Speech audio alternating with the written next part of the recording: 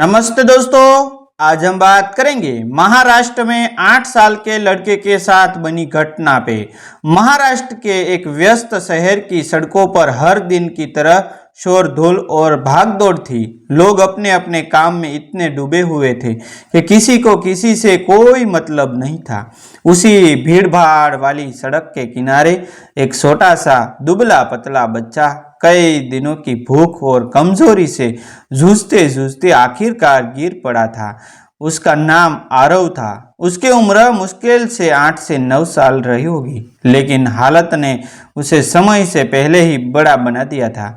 उसके थप्पड़ मेले कुचले थे, चेहरे पर धूल और आंसुओं की सूखी लकीरें थी और पेट इतना अंदर घुसा हुआ था कि उसकी हालत देखकर कोई भी समझ सकता था कि वह कई दिनों से भूखा है। लेकिन इस शहर की भीड़ में किसी को यह सब देखने की फुर्सत नहीं थी।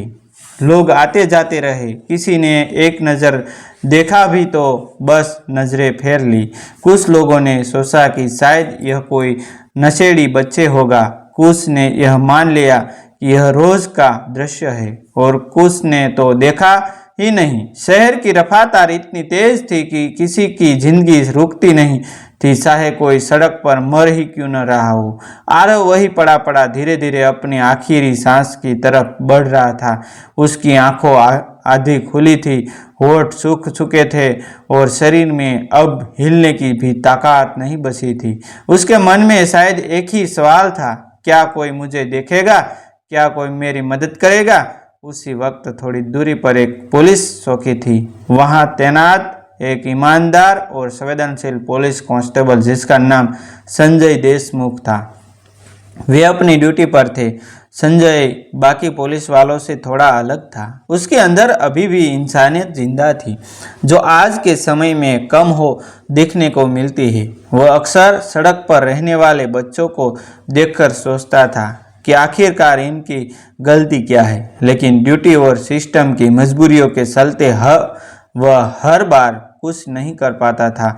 उस दिन भी वह अपने काम में व्यस्त था, लेकिन अचानक उसकी नज़र सड़क के उस कोने पर पड़ी जहां भीड़ के बीच कुछ अलग सा दिख रहा था।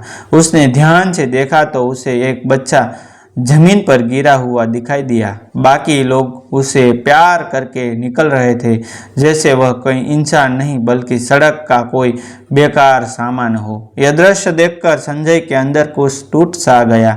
उसने बिना देर किए अपनी कुर्सी छोड़ी और तेजी से उस बच्चे की तरफ बढ़ा। जब वह आरव के पास पहुंचा तो उसकी हालत देखकर उसका दिल कांप उठा। उसने तुरंत बच्चों को हल्के से हिलाया और आवाज़ लगाई, बेटा सुन सकते हो? लेकिन कोई जवाब नहीं आया। उसने देखा कि बच्चे की सांस बहुत धीमी थी। आसपास खड़े कुछ लोगों से उसने पूछा, कितनी देर से यह बच्चा यहाँ पड़ा है? लेकिन किसी के पास कोई जवाब नहीं था।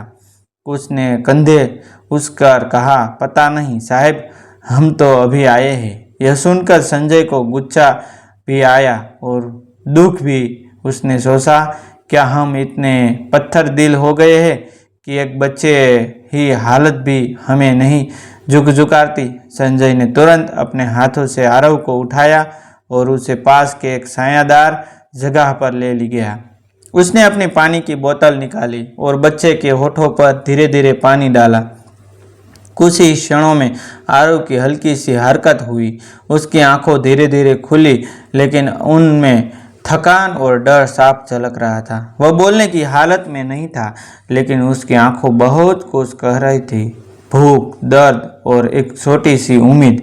संजय ने बिना समय गवाए अपने एक साथी को आवाज़ दी और कहा कि वह तुरंत पास के होटल से खाना लेकर आए। खुद उसने बच्चे को अपनी गोद में संभाल रखा था, जैसे कोई पिता अपने बच्चे को संभालता है। कुछ ही देर में खाना आ गया, साधारण सा खाना, लेकिन उस वक्त वह किसी अमरूद से कम नहीं था।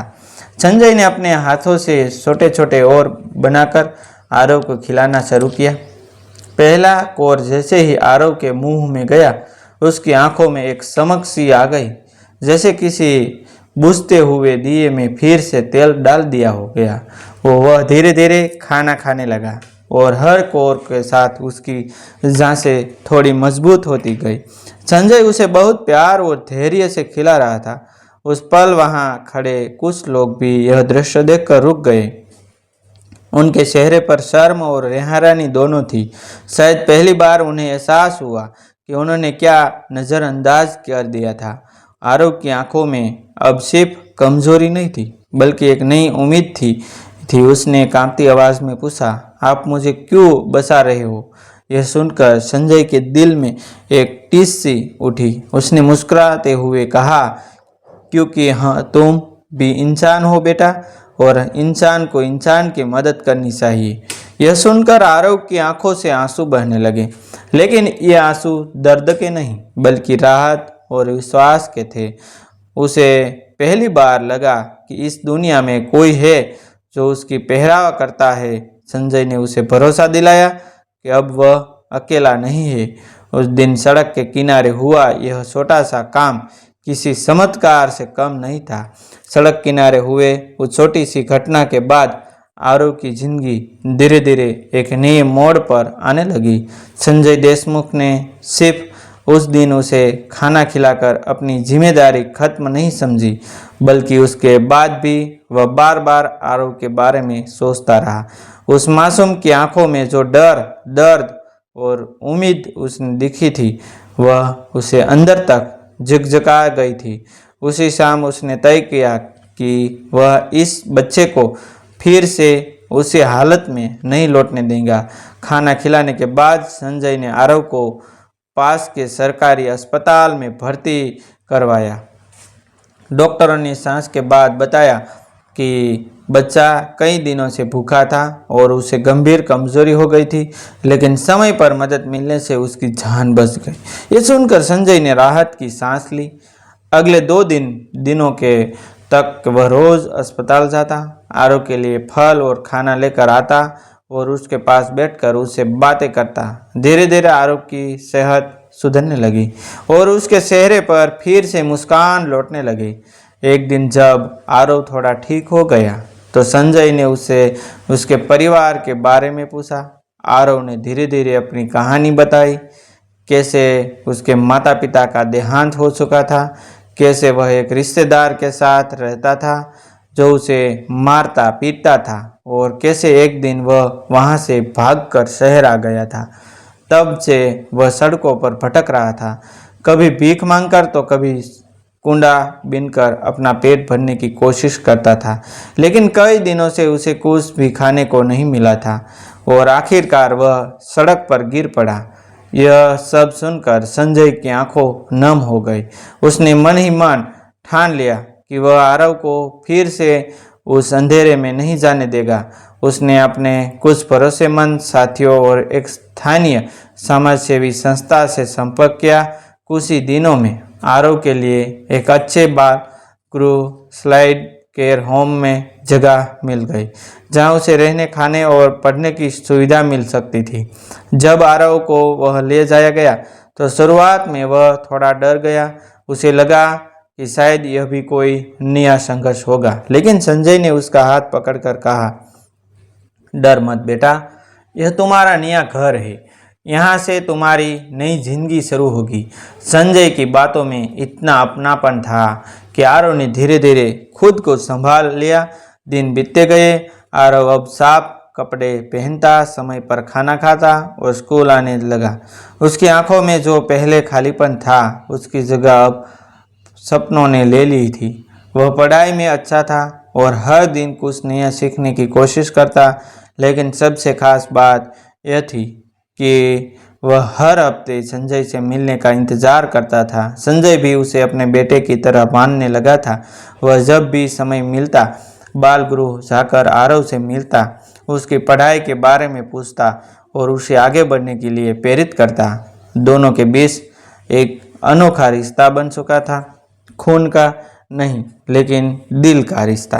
कुछ सालों बाद वही छोटा सा कमजोर बच्चा अब एक समझदार और आत्मविश्वासी लड़का बन चुका था।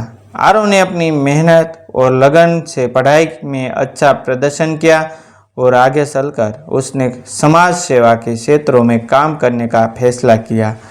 वह उन बच्चों की मदद करना चाहता था जो कभी उसकी तरह सड़कों पर बेबस पड़े होते हैं। एक दिन एक कार्यक्रम में आरव को अपने अनुभव साझा करने के लिए बुलाया गया। मंच पर खड़े होकर उसने कहा, अगर उस दिन एक इंसान मुझे नज़रअंदाज कर देता तो शायद मैं आज यहाँ नहीं होता। लेकिन एक पुलिस वाले ने मुझे देखा, समझा और मेरी मदद की। उन्होंने मुझे सिर्फ खाना नहीं दिया बल्कि जीने की वजह दी। इतना कहकर उसने मंच से नीचे उतरकर संजय देशमुख को गले लगा लिया जो सामने बैठे थे। उस पल वहाँ मौजूद हर इंसान की आंखों में नम थी। उस दिन यह साफ हो गया कि दुनिया में चाहे कितनी भी भीड़ और भागदौड़ क्यों न हो, अगर एक इंसान भी सच्चे दिल से किसी की मदद कर दे तो एक पूरी जिंदगी बदल सकती है। और सच यही है, इंसानियत आज भी जिंदा है, बस उसने देखने के लिए दिल चाहिए। डिस्क्लेमर, यह कहानी एक वास्तविक घटना से प्रेरित है, लेकिन इसमें दिए गए पात्रों के नाम, स्थान और कुछ परिस्थितियां गोपनीयता और प्रस्तुति को संभालने वाली बनाने के लिए बदलती गई है। इस कहानी का उद्देश्य केवल समाज में मानवता, करुणा और मदद की भावना को उजागर करना है। इसका किसी भी व्यक्ति, संस्था या घटना से सीधा संबंध बनाना संयोग मात्र होगा। थैंक यू दोस्तों, मिलते हैं एक नई वीडियो के साथ, एक नई स्टोरी के साथ। तब तक बनिए रहिए हमारी चैनल के साथ। Thank you.